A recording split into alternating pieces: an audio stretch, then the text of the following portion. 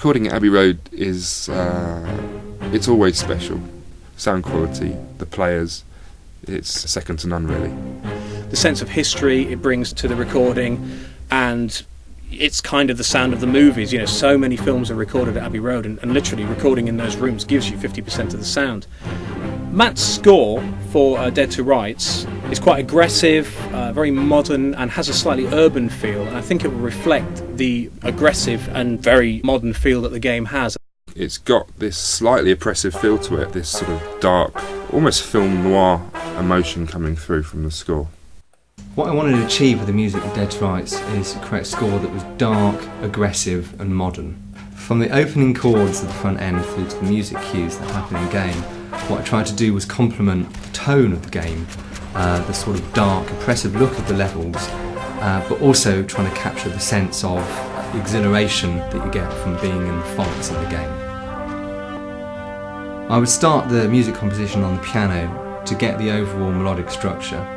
Once I got that, play that to the team, get some feedback, I would then add guitar, bass, synths, some strings and some brass.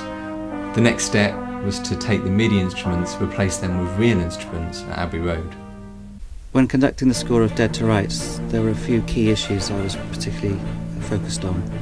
There are lots of very short notes, lots of repeated quavers, lots of attack notes, which I really wanted to make sure were together, and that the string players used a sound that made these notes sound aggressive and sinister and menacing. With the brass, firstly, that in sounding heroic, the brass didn't sound triumphal. It wasn't that kind of hero. This is very much an anti-hero. The second issue was with the French horns, lots of low notes, which are very difficult to produce live, over and over again in a recording session situation. So I was particularly keen that the articulation of the low horns was accurate and together and clean and in tune. Here, you point it in that direction, and you pull this to make it go bang.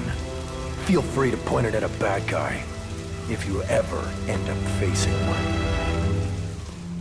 I want the music in Dead to Rights to emotionally connect to people, which is what music should always do.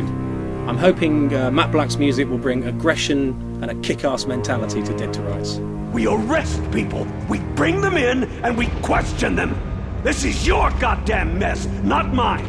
Frank, wait! You clean this up. We've got a trail that's getting cold. Frank! Frank! Damn it!